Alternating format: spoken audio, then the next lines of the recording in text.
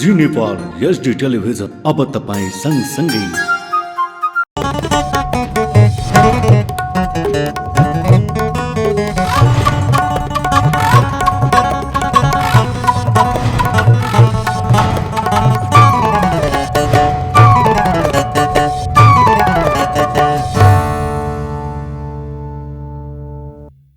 नमस्कार, जी नेपाल न्युजमा यहाँलाई स्वागत छ। म खेमा जोशी। सुरु गरौं प्रमुख समाचारका शीर्षकहरूबाट। नेपाल सरकार गैर आवासीय नेपालीहरूसँग सहकार्य गर्दै देशको समृद्धिको लागि अघि बढ्न प्रतिबद्ध रहेको उपप्रधानमन्त्री खड्काको भनाई। देशका समस्या समाधानमा मध्यपूर्व क्षेत्रीय सम्मेलन उपयोगी हुने आशा व्यक्त। नेपालमा शिक्षा क्षेत्र पछि पर्नुपर्ने कुनै कारण नरहेको एमाले अध्यक्ष ओलीको भनाई। नेपालमा विकासको सम्भावना रहेकाले युवा तथा विद्यार्थीहरूले मुलुकमा नै योगदान गर्नुपर्ने उल्लेख। संसदीय व्यवस्थाले देशलाई भ्रष्टाचारमा डुबाएको क्रान्तिकारी कम्युनिस्ट पार्टी नेपालका प्रवक्ता वास्तोलाको भनाई। नेपालको सम्पत्ति शोषण गरेर विदेशमा जम्मा गर्ने प्रवृत्ति मौलाएको आरोप। फ्रान्समा प्रहरीको गोली लागेर एक युवाको ज्यान गएपछि देशभर प्रदर्शन। 150 जना प्रदर्शनकारी पक्राउ। र 14 वर्षपछि बङ्गलादेश साफ च्याम्पियनसिपको सेमिफाइनलमा प्रवेश। साफ च्याम्पियनसिप फुटबलको सेमिफाइनल समीकरण पूरा। अब समाचार विस्तारमा। प्रधानमन्त्री पुष्पकमल दाहाल प्रचण्डसँग राष्ट्रिय सभाका अध्यक्ष गणेश प्रसाद तिमिल सिन्हाले प्रधानमन्त्री निवास बालुवाटारमा आज बिहान भेटवार्ता गर्नु भएको छ। भेटघाटमा अध्यक्ष तिमिल सिन्हाले आफूले केही दिन अघि गरेको चीन भ्रमण र त्यहाँ भएका कुराकानीबारे प्रधानमन्त्री दाहाललाई जानकारी गराएको अध्यक्ष तिमिल सिन्हाको सचिवालयले जानकारी दिएको छ। उपप्रधान तथा रक्षा मन्त्री पूर्ण बहादुर खड्काले नेपाल सरकार गैर आवासीय नेपालीहरूसँग सहकार्य गर्दै देशको समृद्धिको लागि अघि बढ्न प्रतिबद्ध रहेको बताउनु भएको छ। खड्काले ओमानको राजधानी मस्कटमा बुधबार आयोजित 8औं मध्यपूर्व क्षेत्रीय सम्मेलनलाई प्रमुख अतिथिको रूपमा सम्बोधन गर्दै सरकार र एनआरएन बीचमा अझ बढी विश्वास कायम गर्दै द्रुत गतिमा काम गर्नुपर्नेमा जोड दिनु भएको छ। मन्त्री खड्काले एनआरएनले नेपालका लागि गरेको योगदानको प्रशंसा गर्दै देशका समस्या समाधानमा मध्यपूर्व क्षेत्रीय सम्मेलन उपयोगी हुने आशा व्यक्त गर्नुभयो। उहाँले सम्मेलनले निर्दिष्ट गरेका विषयलाई नेपाल सरकारले सकारात्मक रूपमा लिएर कार्यान्वयन गर्ने विश्वास दिलाउनुभयो। खड्काले सरकारले एनआरएनका विषयलाई गम्भीरतापूर्वक लिँदै नीति तथा कार्यक्रम र बजेटमा पनि सम्बोधन गरिएको बताउनुभयो। उहाँले विदेशमा रहेका नेपालीहरूलाई मतदानको अधिकार दिलाउने सन्दर्भमा पनि सकारात्मक प्रगति भएको विचार व्यक्त गर्दै आवश्यक बजेट पनि सरकारले नै बेहोर्ने जानकारी दिनुभयो। मन्त्री खड्काले वैदेशिक रोजगारीमा रहेका श्रमिकहरूलाई सामाजिक सुरक्षा कोषमा आबद्धता बढाउन आग्रह गर्नुभयो। सम्मेलनका विशिष्ट अतिथि पूर्व उपप्रधानमन्त्री एवं सांसद रघुवीर महासेठले गैर आवासीय नेपाली संघलाई सक्रिय र बलियो बनाउन जोड दिनुभयो। उहाँले संस्थाभित्र एकता कायम गरी एकीकृत रूपमा अघि बढाउन नेपालका राजनीतिक दलहरूले कुनै हस्तक्षेप नगर्ने प्रतिबद्धता जनाउनुभयो। जननेता मदन कुमार भण्डारीको 72औं जन्म जयन्तीका अवसरमा नेकपा एमाले र एमालेका भातृ संगठनहरूले विभिन्न कार्यक्रमको आयोजना गरेका छन्। जन्म जयन्तीका अवसरमा एमाले निकट नेपाल राष्ट्रिय भूतपूर्व सैनिक तथा प्रहरी संगठन नेपालले बिहिबार एमाले पार्टी कार्यालयमा मनोहरा खोला सफाई एवं बृहत वृक्षारोपण कार्यक्रम आयोजना गरेको थियो। सो क्रममा एमाले अध्यक्ष केपी शर्मा ओलीले पार्टी कार्यालय च्यासलमा बरको बिरुवा रोप्नु भएको थियो भने मदन स्मृति चौतारीको उद्घाटन समेत गर्नुभयो। अध्यक्ष ओलीले वातावरण संरक्षणमा वृक्षारोपणको महत्व रहेको उल्लेख गर्दै वृक्ष र मानवबीच अन्योन्याश्रित सम्बन्ध रहेको धारणा राख्नुभयो। वृक्षारोपणको महत्व बारे मैले धेरै भनिरहनु पर्दैन। वृक्ष र हामी एक अर्कामा अत्यन्त अन्योन्याश्रित छौं। वृक्ष बिना जीवन सम्भव छैन। वृक्ष बिना अक्सिजन पैदा हुँदैन। त्यसकारण वृक्षारोपणको कृषिको सन्दर्भमा होस् वा वनको सन्दर्भमा, जडीबुटीको सन्दर्भमा होस् अथवा अरू जलवायु आदिको सन्दर्भमा होस्। असाधारण महत्त्व भएकोले नै हामीले यस सन्दर्भमा वृक्षारोपण कार्यक्रमको छनौट गरेका हौँ। आज यहाँ शुभारम्भ भएको छ। अब यो वृक्षारोपण र सरसफाई कार्यक्रम अगाडि बढ्नेछ। विक्रम सम्वत 2009 असार 14 गते ताप्लेजुङको ढुङ्गे साँगोमा जन्मनु भएका भण्डारीको 2050 जेठ 3 गते चितवनको दासढुङ्गामा जीव दुर्घटनामा परि निधन भएको थियो। नेकपा एमालेका अध्यक्ष केपी शर्मा ओलीले नेपालमा शिक्षा क्षेत्र पछि पर्नुपर्ने कुनै कारण नरहेको बताउनु भएको छ।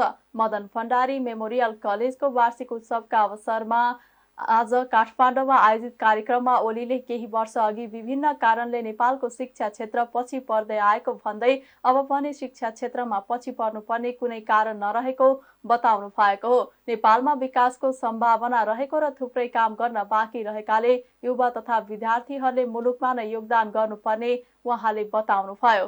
उहाँले देशप्रति गर्व नगर्ने प्रवृत्ति देखिएको भन्दै नयाँ पिढीहरूले देशप्रति गर्व गर्नुपर्ने उल्लेख गर्नुभयो। ओलीले नेपालका शिक्षालाई व्यवहारिक रूपमा प्रकट गर्ने गरी रूपान्तरण गर्नुपर्नेमा जोड दिनुभयो। थुप्रै विद्वानहरू छन् जसले 2600-2700 वर्ष अगाडि तक्षशिला विश्वविद्यालयदेखि लिएर यो लगभग अहिलेभन्दा 1100 वर्ष अगाडिसम्म 10वटा विश्व प्रसिद्ध विश्वविद्यालयहरू यस भूभागमा यो हिमवत खण्डमा थिए। 10वटा महान विश्वविद्यालयहरू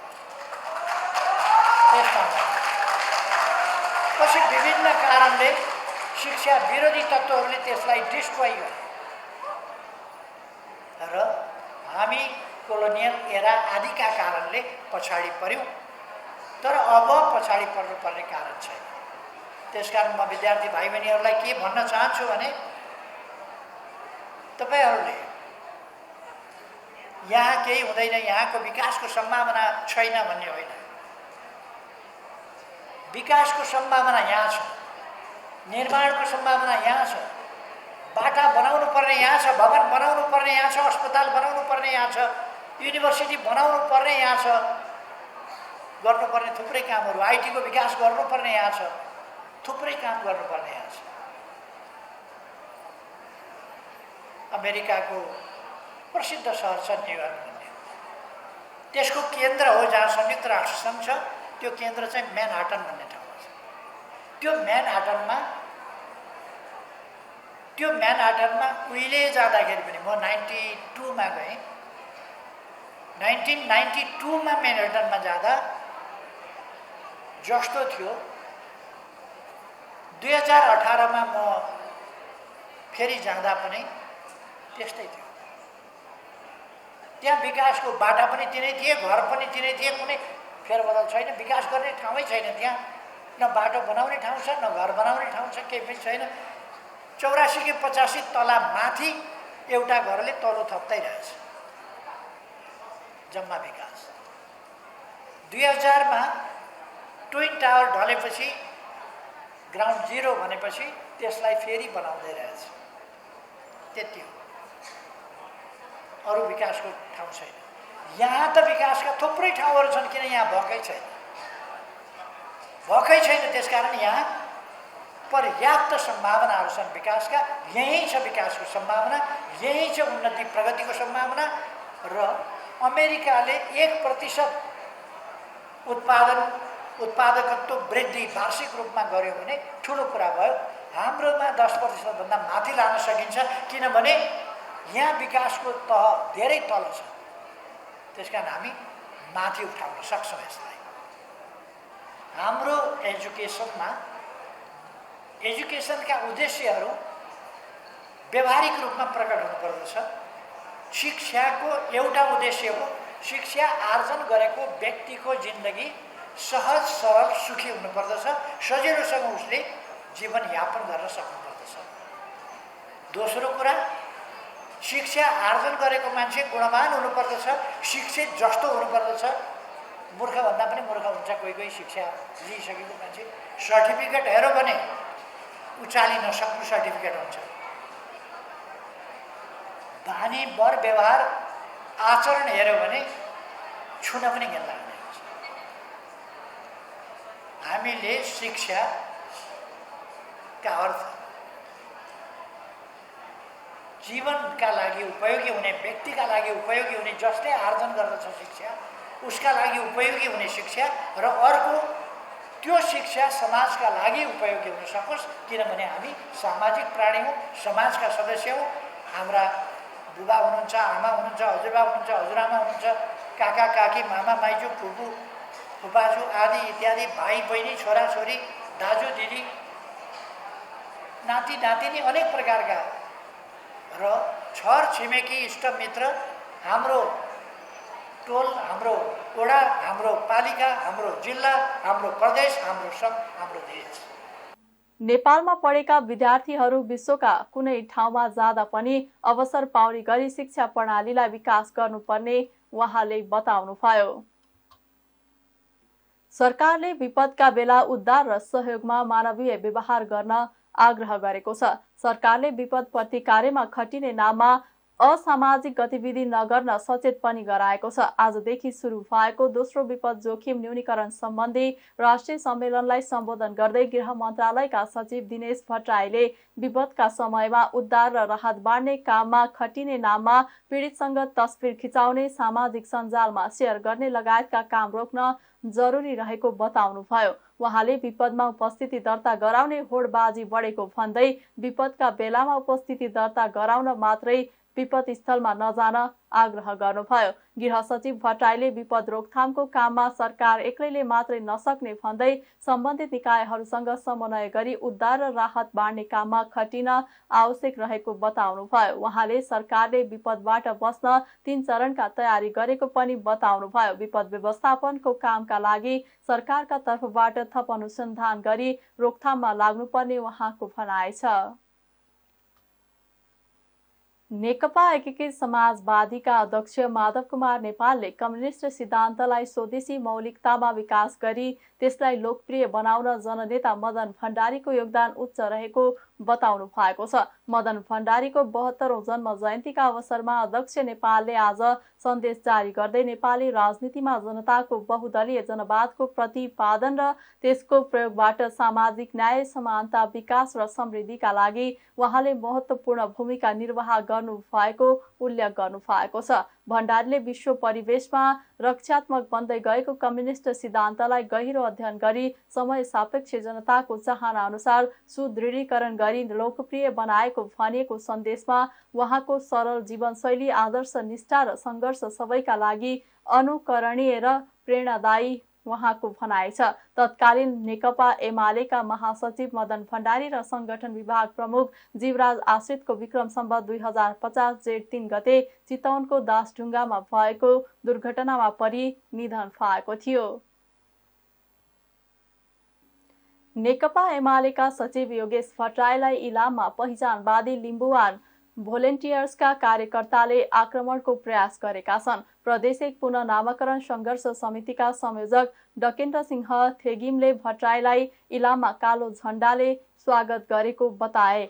भट्टराई 72औं मदन भण्डारी जन्म जयन्तीको अवसरमा आजको लोकतन्त्र उपलब्धि र चुनौती विषयक अन्तर संवादमा भाग लिन इलाम पुग्नु भएको थियो। उक्त कार्यक्रममा कंग्रेस नेता गुरुराज घिमिरे र भट्टराईले सम्बोधन गर्ने कार्यक्रम थियो। भट्टराईलाई आक्रमण गर्ने प्रयास गरेका पहिचान पक्षधर कार्यकर्तालाई सशस्त्र प्रहरले रोक्ने प्रयास गरेको थियो। यद्यपि भट्टराई चढेको गाडीलाई रोक्दै उनीहरूले पहिचान विरोधी होसियार भन्दै कालो झण्डा प्रदर्शन गरेका थिए।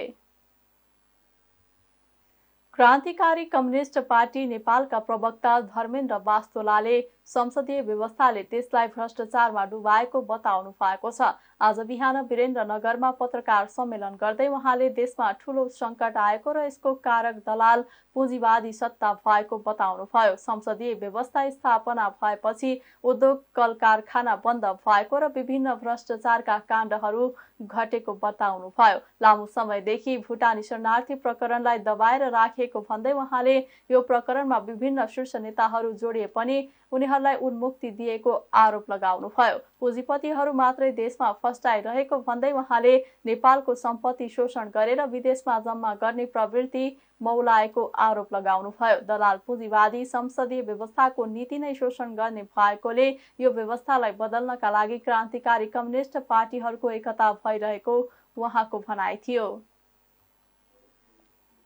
प्रत्येक वर्ष अषाढ शुक्ल एकादशीका दिन घर घरमा तुलसीको बिरुवा सारिएको छ। एक महिना अघि ज्येष्ठ शुक्ल एकादशीका दिनमा घर घरको तुलसी मोठमा राखिएको दलको बिरुवा यस दिन मोठमा सारिन्छ।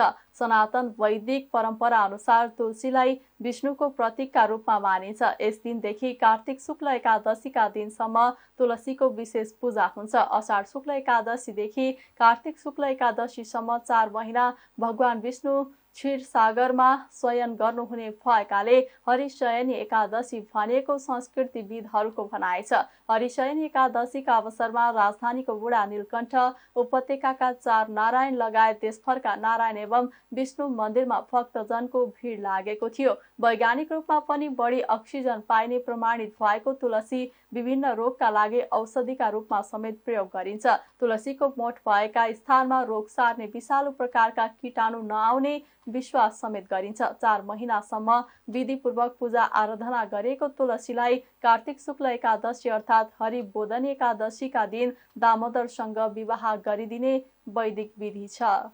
मुस्लिम धर्मावलम्बीको दोस्रो महान पर्व बकर ईद ईद उल जोहा देशभरका मस्जिदमा नमाज पाठ गरी मनाएको छ। ईद उल फित्र अर्थात् रमजान पर्वको 70औं दिनमा बकर ईद मनाउने धार्मिक विधि छ। मुस्लिम धर्मावलम्बीले बिहानै स्नान गरी नजिकैको मस्जिद वा ईदगाहमा गई सामूहिक नमाज पढेका छन्। नमाज पढिसकेपछि एक आपसमा शुभकामना आदान प्रदान गर्ने विधि छ। यस अवसरमा दरबार मार्ग स्थित नेपाली जामे मस्जिद, काश्मीरी मस्जिद लगायत देशभरका मस्जिद र ईदगाहमा मुस्लिम धर्मावलम्बीको भिड लागेको थियो। हिजरी सम्बत अनुसार 1439 वर्ष पहिले अल्लाहको आदेशमा इब्राहिमले आफ्ना छोरा इस्माइल अलैह सलामलाई बलिदान गर्न तयार भएको सम्झनामा यो पर्व मनाउन थालिएको हो। यस पर्वका अवसरमा मक्का मदिना जानु शुभ मानिन्छ। गृह मन्त्रालयले आते-जाते विमान टिकटको व्यवस्था गरी हज यात्रा गराउने गरेको छ। यस पर्वमा अल्लाहलाई खुसी पार्न मुसलमानले धर्मले जायज मानेका जनावरलाई कुर्बानी बलि दिएका छन्। कुर्बानीको मासु 3 भागमा बाँडी वितरण गरिन्छ। एक भाग गरिब एवं विपन्न परिवारलाई, अर्को एक भाग आफ्ना इष्ट मित्रलाई र तेस्रो भाग आफैले खानुपर्ने मुस्लिम धार्मिक मान्यता रहेको छ। पेशा व्यवसाय सञ्चालन गर्ने वातावरण बनाउनु पर्ने माग राख्दै यातायात व्यवसायी तथा चालकहरूले काठमाडौँमा प्रदर्शन गरेका छन्। बिहिबार काठमाडौँको कलङ्की, स्वयम्भू, बालाजु लगायत चक्रपथ क्षेत्रको सडकमा यातायातका साधनहरू तिर्स्याएर उनीहरूले प्रदर्शन गरेका हुन्। सरकारले स्वदेशमा नै काम गर्ने वातावरण बनाउनु पर्ने, ब्याङ्कको ऋण तिर्ने म्याद 1 वर्ष थप गर्नुपर्ने, 20 वर्ष पुराना गाडी हटाउने सरकारको निर्णय खारेज हुनुपर्ने लगायतका माग उनीहरूले राखेका छन्। प्रदर्शनमा सहभागीहरूले यातायात क्षेत्रलाई राज्यले महत्त्व नदिएकै कारण आफूहरू विभिन्न समस्या झेल्न बाध्य भएको गुनासो गरेका छन्। आफूहरूको माग र मुद्दाका बारेमा पटक पटक राज्यका विभिन्न निकायमा कुरा राख्दा पनि कुनै सुनवाई नभएको उनीहरूको भनाइ छ। यातायात व्यवसायी तथा चालकहरूको आन्दोलनका कारण सो क्षेत्रको यातायात आज दिनभर प्रभावित भएको थियो। औषधि व्यवस्था विभागले औषधि पसललाई औषधिको गुणस्तरमा शङ्का लागेमा परीक्षण गरेर मात्र बिक्री वितरण गर्न अनुरोध गरेको छ। विभागका महानिर्देशक नारायण प्रसाद ढकालले औषधिको गुणस्तरीयताको सम्बन्धमा विभागमा जनगुनासो आएकाले सबै अस्पतालका औषधि पसललाई औषधिको गुणस्तर परीक्षण गराई गुणस्तर यकिन गरेपछि मात्रै बिक्री वितरण गर्न अनुरोध गर्नु भएको हो। महानिर्देशक ढकालले औषधिको गुणस्तर यकिन गरेर सम्बन्धित निकायलाई जानकारी गराउनु पर्ने बताउनुभयो। औषधि वितरक तथा औषधि पसल सञ्चालक नागरिकको स्वास्थ्यप्रति जिम्मेवार बन्दै गुणस्तरीय औषधि सेवन गर्ने नागरिकको अधिकारलाई सुनिश्चित गर्नुपर्नेमा उहाँले जोड दिनुभयो। दार्चुलाको विद्यालयमै पसेर विद्यार्थीलाई हातपात गर्ने एकजना अभिभावक पक्राउ परेका छन्। जिल्लाको शैलेशिखर नगरपालिका 9 स्थित लटिनाथ मावि बसकोटमा अध्ययनरत 14 वर्षीय आशुतोष सावतलाई कुटपिट गर्ने बैतडीको डिलासैनी गाउँपालिका 6 घर भएका हरिश गिरीलाई प्रहरले पक्राउ गरेको हो। असार 11 गते विद्यालयमा एउटै कक्षामा अध्ययनरत लेकम गाउँपालिका 1 खेताली घर भएका सावत र 13 वर्षीय राजीव गिरीबीच सामान्य विवाद भएर झगडा भएको थियो। झगडा हुँदा दुवैको कापी च्यातिएको थियो। पक्राउ परेकामा हरिश राजीवका बुवा हुन्। विद्यार्थी बीचको झगडामा गएर हरिश गिरीले सावतलाई विद्यार्थीको बीचमा लखेड्दै कुटपिट गरेका थिए। विद्यालय पारी कुमाली पुल नजिक गिरीको पसल छ। विद्यालयमा हापछुट्टी भएको बेला विद्यार्थीबीच सामान्य झगडा भएको थियो। खेल्ने बेला भएको झगडामा गिरीका बुबा हरिश आएर साउदमाथि विद्यालय परिसरभित्रै कुटपिट गरेका हुन्। साउदमाथि कुटपिट भइरहेको भिडियो सामाजिक सञ्जालमा भाइरल भएको छ। साना नाबालकमाथि विद्यालयमा कुटपिट भएको भन्दै सावतका अभिभावकले मङ्गलबार इलाका प्रहरी कार्यालय गोकुलेश्वरमा जाहेरी दिएपछि आरोपितलाई पक्राउ गरिएको हो। उनीमाथि अभद्र व्यवहार गर्न नहुने अभियोग लगाएर अनुसन्धान भइरहेको छ। गिरी विरुद्ध अदालतबाट 7 दिनको म्याद थप गरी अनुसन्धान प्रक्रिया अघि बढेको छ। चितवन राष्ट्रिय निकुञ्जले यही असार 16 गतेदेखि निकुञ्जमा हुँदै आएका व्यावसायिक जंगल ड्राइभ सफारीमा रोक लगाएको छ।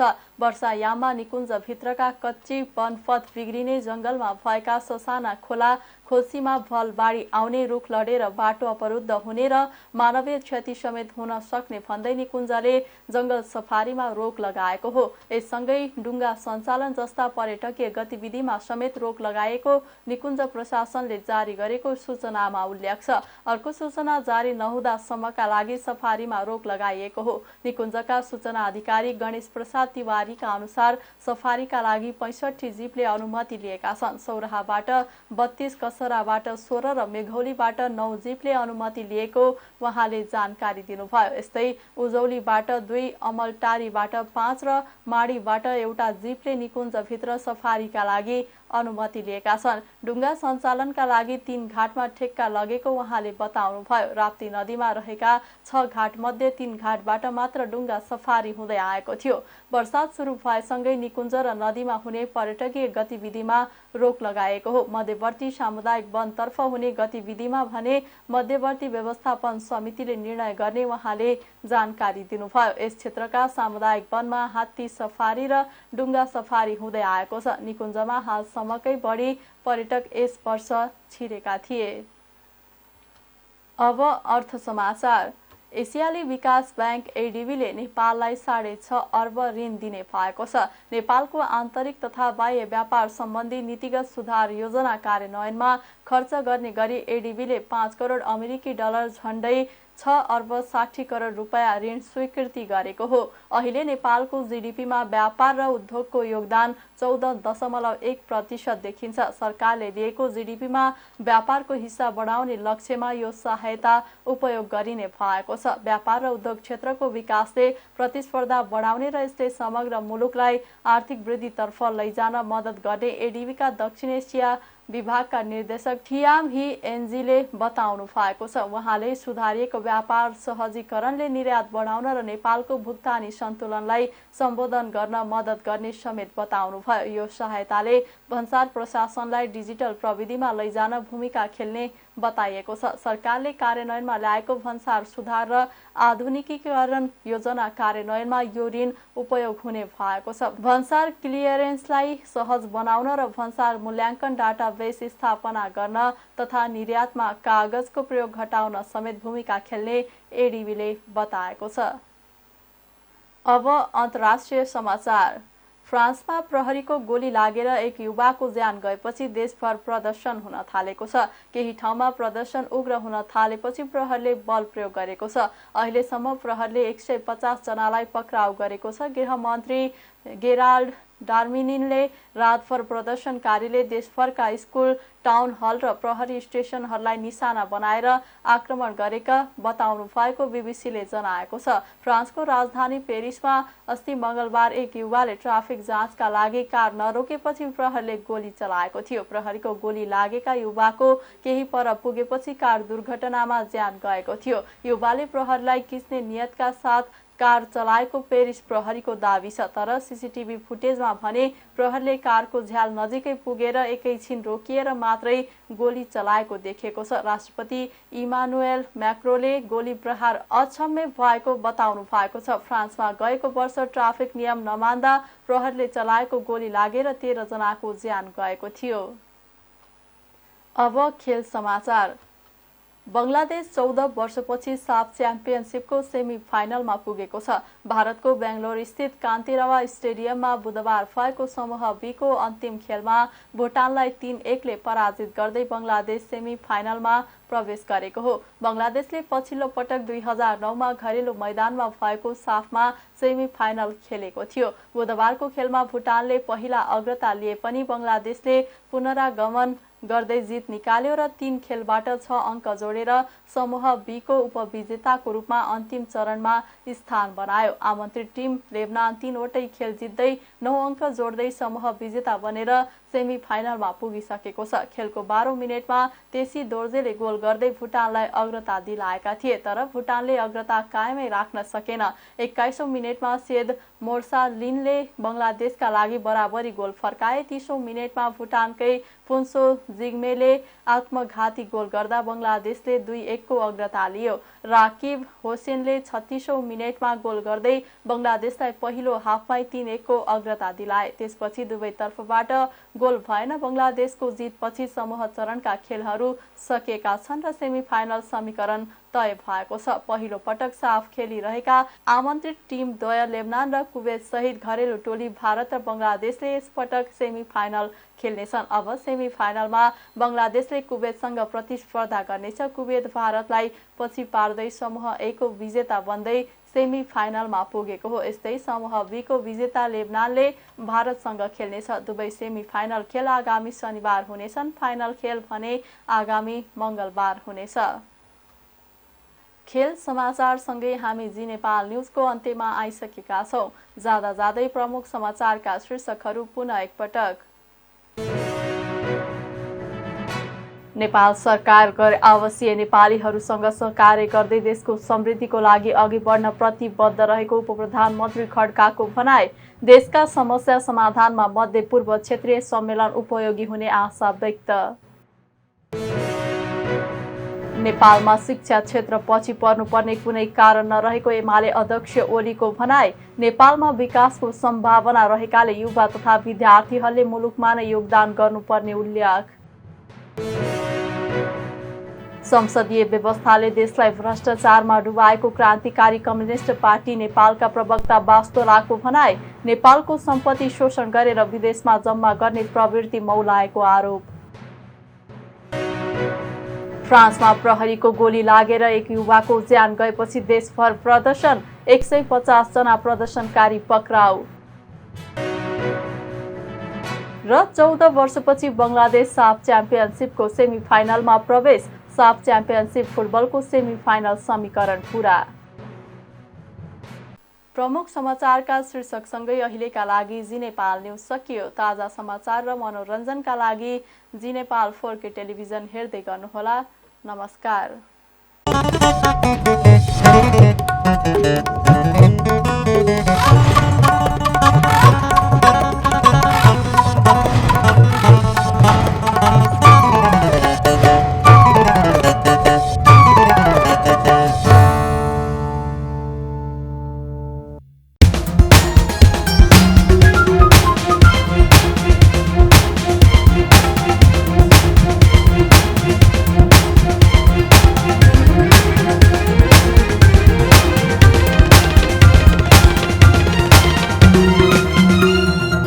जी नेपाल HD टेलिभिजन अब तपाईं सँगसँगै